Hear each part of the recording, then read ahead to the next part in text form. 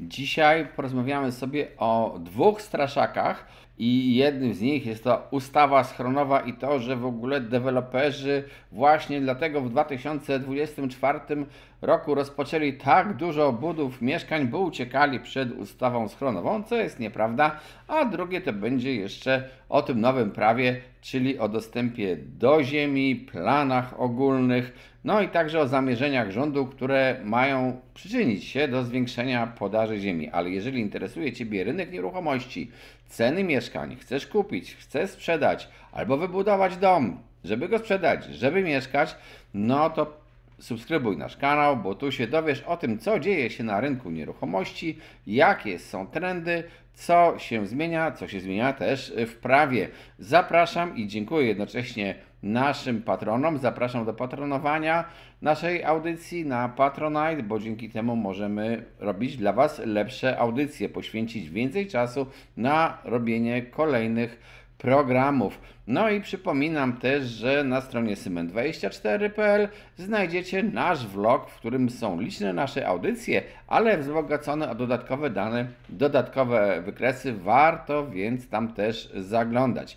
No i teraz od razu zacznijmy od tej ustawy schronowej i mitów. W jednej z ostatnich audycji powiedziałem, że w 2024 roku deweloperzy zaczęli niemal rekordową, drugą pod względem liczbę nowych mieszkań w budowie. I od razu też pojawiły się komentarze, tak, bo deweloperzy atakowali ten 2024 rok, żeby uciec przed skutkami ustawy schronowej. No i to jest po prostu fałszywe, dlatego że owszem, ustawa schronowa, czyli taka, która ma zapewnić ochronę ludności, weszła w życie, została uchwalona w grudniu 2024 roku. Ale te przepisy, które nakładają na deweloperów, czy też raczej poprawniej na tych, którzy budują budynki wielorodzinne, a o tym zaraz powiem, bo niektórzy mogą wpaść w tę pułapkę nieświadomie, konieczność budowy różnych miejsc schronów, schronienia różnej kategorii. No, nie będę teraz wchodził w szczegóły tej ustawy schronowej, bo nie o to chodzi. Zresztą tak naprawdę też czekamy na rozporządzenia do tej ustawy. Jak one się ukażą, no to będzie wtedy można zastanawiać się, jak bardzo wzrośnie koszt budowy takich budynków. Ale te przepisy dotyczą tych budynków, dla których ktoś wystąpił o pozwolenie na budowę lub zostało dokonane zgłoszenie budowy tych budynków po 1 stycznia 2026. Zatem na pewno w 2024 roku deweloperzy nie rozpoczynali tak gremialnie budów, dlatego żeby uciec przed tą ustawą. Jest jeszcze mnóstwo czasu. I jeszcze zwróćcie uwagę na to, co powiedziałem. To nie chodzi o budowę, o rozpoczęcie budowy przed 1 stycznia 2026. Chodzi o to, że wystąpiono o pozwolenie na budowę. Od uzyskania pozwolenia na budowę, które w ogóle ten proces trochę zajmuje, to można jeszcze spokojnie 3 lata czekać z rozpoczęciem budowy. Pamiętajcie o tym, że w ustawach trzeba nie tylko czytać, co jest w ustawie napisane, ale także to, kiedy jakiś przepis wchodzi w życie i czego on dotyczy, bo to zmienia perspektywę. I tak, oczywiście, deweloperzy zaczynali dużo budów w 2024 roku, dlatego, że może komuś się skończyły właśnie oczekiwanie na to pozwolenie i chciał wykorzystać stare pozwolenie, ale bardziej i tak naprawdę to deweloperzy zaczynali tak dużo budów, bo po prostu liczyli, że być może wejdzie w życie jednak ten pomysł kredytu 0%, że być może też ci kupujący mieszkania wzbogacą się, no bo przecież ta inflacja miała spadać, można było liczyć, czy nawet nadal liczą na to, że inflacja spadnie, że obniżą się stopy procentowe, no i widząc to, że jakoś podobno rosną płace, przynajmniej tak dane wskazują o średnich płacach, wiem, że to też wywołuje dyskusję, no to będzie więcej potencjalnych nabywców. I w dodatku też działa taki efekt, jak gdyby, aha, moi koledzy, deweloperzy zaczynają budowę, to ja też może zacznę budowę. No i oni tak te budowy dzielnie zaczynali w 2024 roku. No z dużym, można powiedzieć, zatrzymaniem się liczby rozpoczynanych budów w listopadzie i grudniu. To zresztą ten grudzień zazwyczaj jest takim okresem, kiedy mniej budów się rozpoczyna, ale skala tego spadku rozpoczynanych nowych budów była duża w porównaniu z innymi latami, więc teraz zobaczymy, co się będzie działo w najbliższych miesiącach i czy oni się powstrzymują. W każdym razie, owszem, schrony mogą podnieść koszty budowy domów. Domów wielorodzinnych. Pytanie, co to jest dom wielorodzinny? Nie ma takiej definicji. Jest definicja domu jednorodzinnego, która mówi, że jest to dom, w którym są na przykład maksymalnie 2 lokale mieszkalne albo lokal mieszkalny i jakiś tam lokal usługowy, który zajmuje określoną powierzchnię, część powierzchni tego domu do 30%. 2 lokale mieszkalne, czyli jeżeli ktoś wpadnie na pomysł zbudowania sobie domu dla rodziny, ale z oddzielnym lokalem mieszkalnym dla dwójki swoich dzieci, no to już jest budynek wielorodzinny i to oznacza schron. Warto na to zwrócić uwagę. Poczekajmy spokojnie na to, jakie będą rozporządzenia do tej ustawy. Zakładam, że faktycznie koszty wzrosną, no bo nie da się zbudować coś porządniej, potężniej, w tej samej cenie. Ale też powstaje pytanie, czy na przykład później mieszkania ze schronami będą droższe od tych mieszkań w blokach, gdzie takich schronów nie ma. No i to już jest pytanie zupełnie inne, bo to jest z dziedziny psychologii, rynku nieruchomości i tak naprawdę, no to jeżeli będziemy uważali, że jesteśmy zagrożeni, to może takie mieszkanie w budynku, gdzie jest schron, będzie uważane za lepsze, za bezpieczniejsze, a może za 5 czy 10 lat w ogóle będziemy nie odczuwali żadnego zagrożenia i wtedy wszyscy będą zapominali o tych schronach i będą traktowali je jako zło konieczne. Nie chcę rozwijać sprawy ustawy o ochronie ludności, bo ta ochrona ludności jakaś powinna być. Schrony kiedyś budowano zresztą. Pytanie, przed czym się chronimy, no to już jest zupełnie inna sprawa. To jest już kwestia troszeczkę polityki. A ja tylko chciałem zwrócić uwagę na mity krążące u nas o tym, że już właśnie deweloperzy tak dużo zaczęli budów, bo to zadziałała ustawa schronowa. Nieprawda. Drugą rzeczą, która również wejdzie w życie od 1 stycznia 2026, to jest problem związany z planami ogólnymi oraz z tym, że w miejscach, gdzie nie będzie takich planów, po 1 stycznia 2026 nie będzie można wydać decyzji o warunkach zabudowy, a przypominam, taka decyzja o warunkach zabudowy jest konieczna, żeby móc coś budować, jeżeli nie ma dla danego terenu miejscowego planu zagospodarowania przestrzennego. Jeżeli takiego planu nie ma, jeżeli chcesz się budować, no to musisz mieć decyzję o warunkach zabudowy. I dzisiaj taką decyzję o warunkach zabudowy możesz jeszcze dostać, no powiedziałbym w miarę łatwo. To też zależy, bo oczywiście są różne uwarunkowania wydawania tych decyzji o warunkach zabudowy, o czym zresztą jest w wielu audycjach na naszym kanale i odsyłam, zobaczcie sobie te audycje wcześniejsze, ale też można było występować w zasadzie o takie warunki zabudowy na każdy teren i one były często wydawane bardzo liberalnie, bardzo rozciągano, tak trochę sztucznie nawet ten obszar analizy i to doprowadzało do tego, że nie mieliśmy do czynienia ze zwartą zabudową, a te decyzje o warunkach zabudowy teraz, jeżeli będą wydawane według tych planów ogólnych, bo jak nie będzie planu, to po 1 stycznia takiej decyzji nie będzie można Ci wydać, jeżeli nie wystąpiłeś o jej wydanie przed tą datą.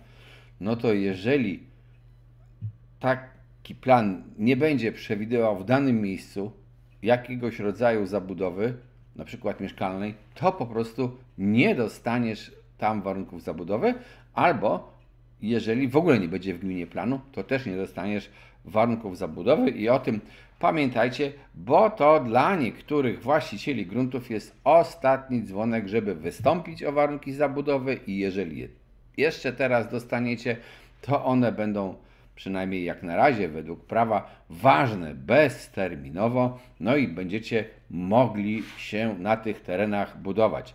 A grunt, na którym nic nie można budować, no to tak intuicyjnie pewnie wyobrażacie sobie, że jest mniej warty niż ten grunt, na którym można coś zbudować. Zatem jeszcze macie prawie rok, żeby uzyskać, czy też wystąpić o warunki zabudowy, jeżeli boicie się skutków tego, że Was plan ogólny nie obejmie.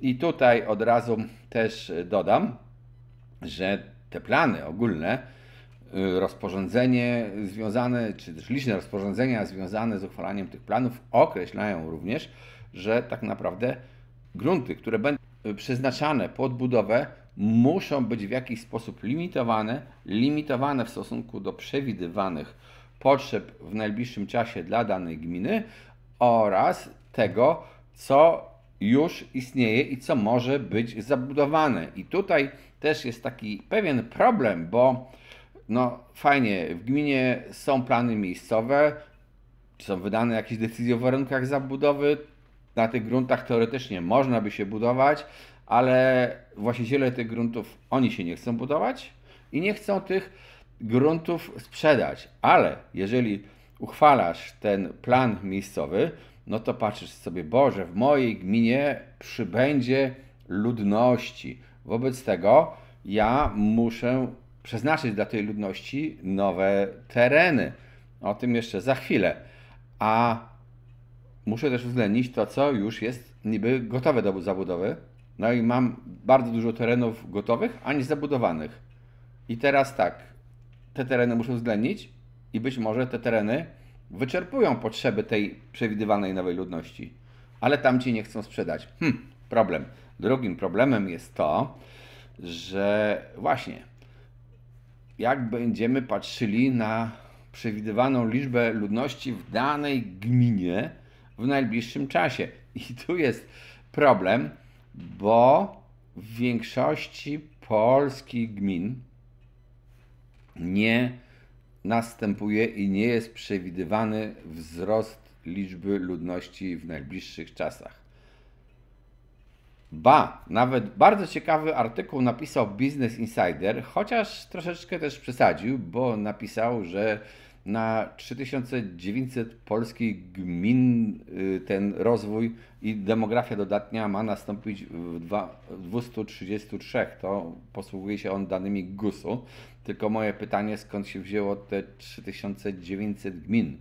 To tak na oko jest 1400 więcej niż jest faktycznie podano.